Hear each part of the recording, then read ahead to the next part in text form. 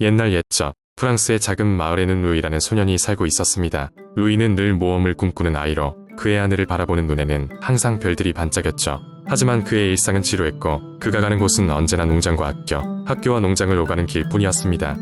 어느 날 루이는 마을 뒤에 오래된 숲에 대한 신비로운 이야기를 듣게 됩니다. 마을의 장로들은 그 숲이 마법에 걸려 있으며 그 안에 들어가면 상상의 세계가 펼쳐진다고 이야기했죠. 이는 루이에게 너무나 매력적인 이야기였습니다. 파리의 에펠탑보다도 높고 루브르 박물관보다도 신비로운 그 숲을 탐험하고 싶었으니까요. 어느 맑은 여름날 루이는 두근거리는 가슴을 안고 숲으로 향했습니다. 숲에 발을 내딛는 순간 이상한 기운이 그를 감쌌습니다. 숲속은 상상 이상의 아름다움으로 가득 차 있었고 신비로운 동물들이 루이를 반갑게 맞아주었습니다. 나무들은 말을 걸고 꽃들은 웃으며 달콤한 향기를 뿜어내었습니다. 특히 루이는 말하는 까마귀 올리비에와 친구가 되었고 올리비에는 숲의 역사와 마법에 대해 설명해 주었습니다. 그들은 함께 숲을 탐험하며 수많은 모험을 했습니다. 루이는 지혜의 나무에서 조언을 구하기도 하고 용감한 기사들이 과거에 썼던 전설적인 검을 발견하기도 했습니다. 그는 끊임없이 새로운 것들을 배우며 숲의 마법이 주는 신비로움에 푹 빠졌죠. 그러던 어느 날 루이와 올리비에는 숲 깊숙한 곳에서 빛나는 수정을 발견합니다. 그 수정은 모든 마법의 원천으로 숲의 생명력을 유지해주는 중요한 것이었습니다. 하지만 오래전부터 숲을 탐냈던 낙당 마법사 마르셀이 그 수정을 빼앗고자 숲으로 올 거라는 경고를 받습니다. 루이와 올리비에는 마르셀의 음모를 막기 위해 필사적으로 계획을 세웁니다. 우정과 믿음으로 똘똘 뭉친 그들은 마르셀의 함정을 피하고 숲의 동물들과 힘을 합쳐 마르셀과 맞서 싸우기로 결심합니다. 결국 대결의 날이 다가왔습니다. 숲의 모든 생명체들이 힘을 합쳐 마르셀에게 맞섰고 루이는 그의 용기와 지혜로 마르셀을 물리칩니다. 숲은 다시 평화로워졌고 수정은 제자리를 되찾게 됩니다. 모험을 끝마친 후 루이는 마을로 돌아와 그의 이야기를 사람들에게 들려주었습니다. 사람들은 그의 이야기에 감동받았고 그런 루이를 더욱더 사랑하게 되었습니다. 루이는 그날의 모험을 통해 우정의 중요성과 용기의 참된 의미를 깨달았습니다. 그 이후로도 루이는 종종 숲을 찾아가 친구들과 재회하곤 했습니다. 그리고 언제나처럼 그의 마음속에는 꿈과 모험이 가득 차 있었습니다. 루이의 이야기는 오래도록 마을 사람들 사이에서 전해졌고 그 숲은 아이들의 상상 속에서 빛나는 꿈의 무대로 남아 있었습니다. 두 번째 이야기. 옛날 옛적 프랑스의 한 작은 마을 샹티에서 루이라는 이름의 소년이 살고 있었다. 루이는 부모님을 잃고 할머니와 함께 작은 농장에서 조용히 생활하고 있었다. 그의 할머니는 언제나 루이에게 특별한 이야기를 들려주곤 했는데 그중 가장 자주 들려주던 이야기는 마법의 정원에 관한 것이었다. 이 마법의 정원은 마을 너머 높은 언덕 위에 숨겨져 있으며 그곳에서 마법의 씨앗을 심으면 꿈이 이루어지는 열매가 자란다고 했다.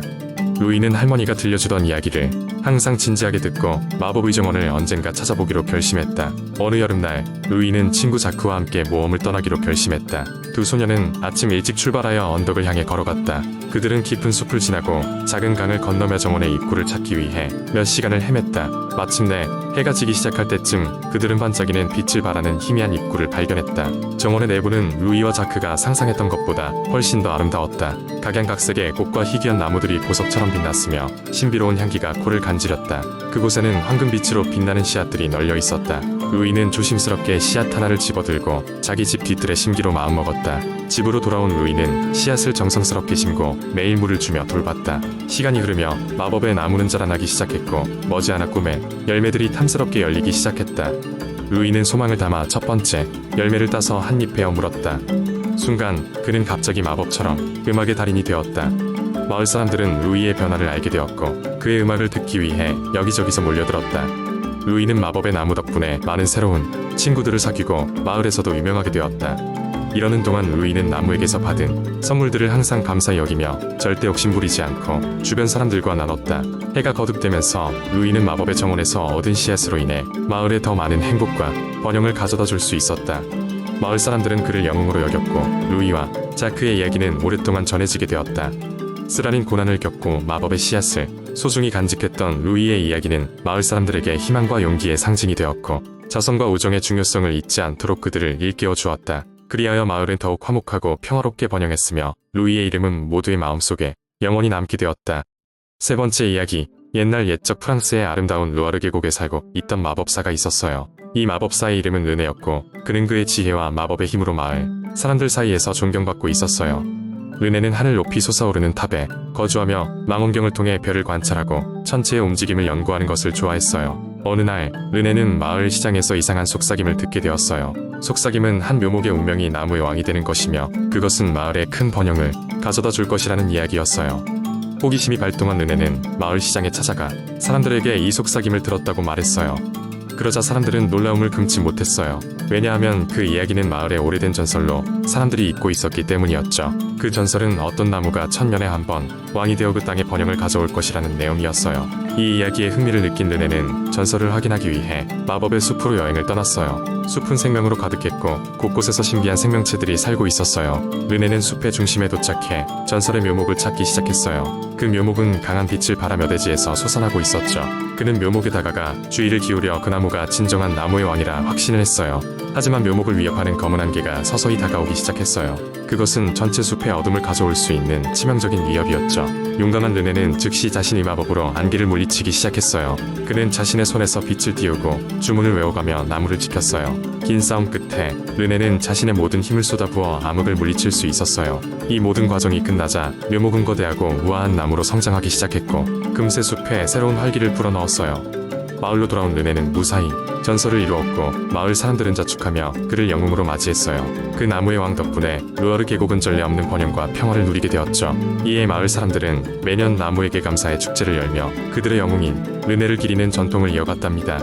그리고 이야기는 마법사 르네의 지혜와 용기가 영원히 마을에 빛을 비출 것이라는 전설로서 프랑스 전역에 전해져 내려졌어요. 네 번째 이야기. 옛날 옛적 프랑스의 한 작은 마을에는 끝없이 펼쳐진 푸른 숲이 우거져 있었습니다.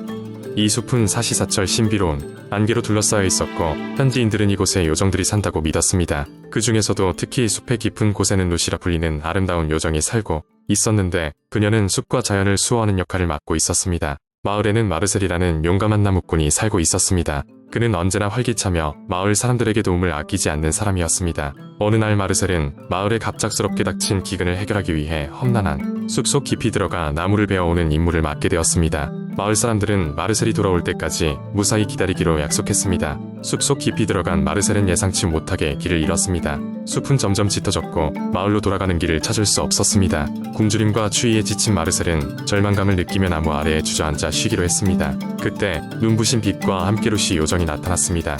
루시는 마르셀의 용기를 알아보고 그가 순수한 마음을 가지고 있다는 것을 느꼈습니다. 그녀는 마르셀에게 다가가 말했습니다. 용감한 나무꾼이여, 당신에게 도움의 손길을 내밀어 줄 시간이 되었군요. 그 말과 함께 루시는 마르셀에게 숲을 안전하게 빠져나갈 수 있는 길을 알려주었습니다. 마르셀은 감사의 마음을 전하며 그녀의 지시에 따라 숲속 길을 걸어가기로 했습니다.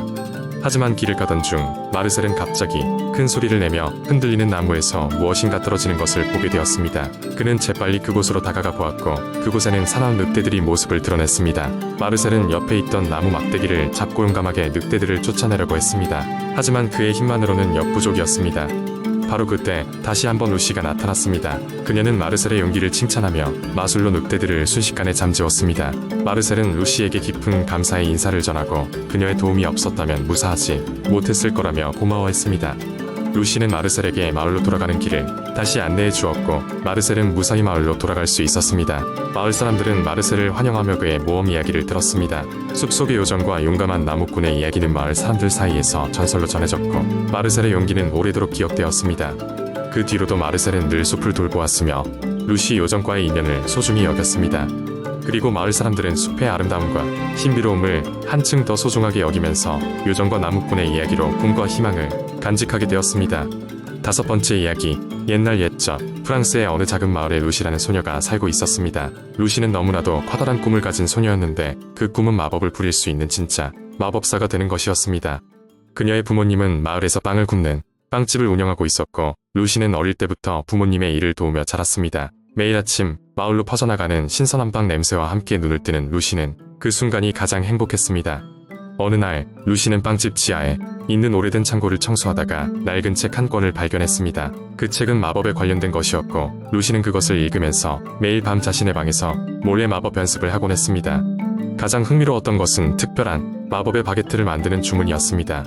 그 바게트는 먹는 사람에게 하루 동안 작은 소원을 이뤄주는 힘을 가지고 있었습니다. 루시는 이 특별한 바게트를 한번 만들어 보고 싶었지만 필요한 재료 중 일부는 그녀에게 너무나도 희귀한 것들이었습니다. 그녀는 마을을 돌아다니며 재료를 모으기 시작했고 시간이 흐름에 따라 하나하나 필요한 재료들을 손에 넣을 수 있었습니다.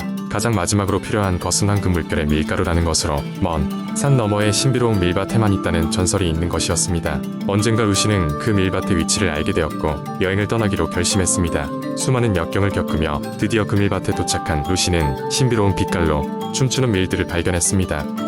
그녀는 그것을 조심스럽게 수확하여 집으로 가져왔고 이제는 모든 재료가 완벽히 준비되었습니다. 집으로 돌아온 루시는 드디어 마법의 바게트를 만들기 시작했습니다. 부모님이 외출한 틈을 타서 그녀는 소중히 모은 재료들로 바게트 반죽을 하였고 조심스럽게 마법의 주문을 외웠습니다. 그리고 오븐에서 그 바게트가 구워지는 동안 그녀는 두근거리는 마음으로 결과를 기다렸습니다. 마침내 바게트가 완성되었고 그녀는 그것을 작은 접시에 넣고 한참을 바라보았습니다. 바게트는 놀라울 정도로 평범하게 보였지만 그 안에 숨겨진 마법의 힘을 루시는 믿고 있었습니다. 그날 저녁 루시는 자신의 친구 피에르를 초대했고 그 바게트를 피에르에게 줘 보았습니다. 피에르는 고마운 마음에 그 바게트를 한 조각 베어 물었습니다. 그 순간 피에르는 마치 기적이 일어난 듯 자신의 소원이 이루어지는 것을 느꼈습니다. 그는 항상 꿈꾸던 작은 공연 무대에서 관객들의 환호를 받으며 노래하는 자신을 상상하곤 했는데 바로 그 순간 피에르는 그 꿈을 실제로 경험하였습니다. 아침이 되자 피에르는 흥분한 얼굴로 루시에게 달려와 자신의 소원이 이루어지는 것을 말해주었습니다. 루시는 놀라웠고 정말로 바게트의 마법이 있었음을 확신하게 되었습니다. 이 사건 이후 루시의 바게트를 맛보게 된 마을 사람들 역시 저마다의 소원을 이루곤 했습니다. 하지만 루시는 이 마법의 바게트를 남용하지 않기로 결심했습니다. 그녀는 가장 필요한 순간에만 바게트를 만들었고 문제를 스스로 해결하려는 사람들에게만 그 바게트를 주었습니다. 루시는 사람들에게 진짜 마법은 소원이 이루어지는 것이 아니라 스스로 이루려는 열망과 노력이란 것을 가르쳐 주었습니다. 이렇게 루시는 작은 마을의 작은 마법사로 살며 많은 사람들의 삶의 작은 기적을 선사하며 평온하게 살아갔습니다. 그리고 그녀의 이야기는 오랜 세월이 흐른 뒤에도 마을 사람들의 입에서 입으로 전해지며 마법이란 것이 단지 손가락을 튕기는 일이 아니라 진정한 마음과 노력을 통한 결과임을 많은 이들에게 전해주었습니다.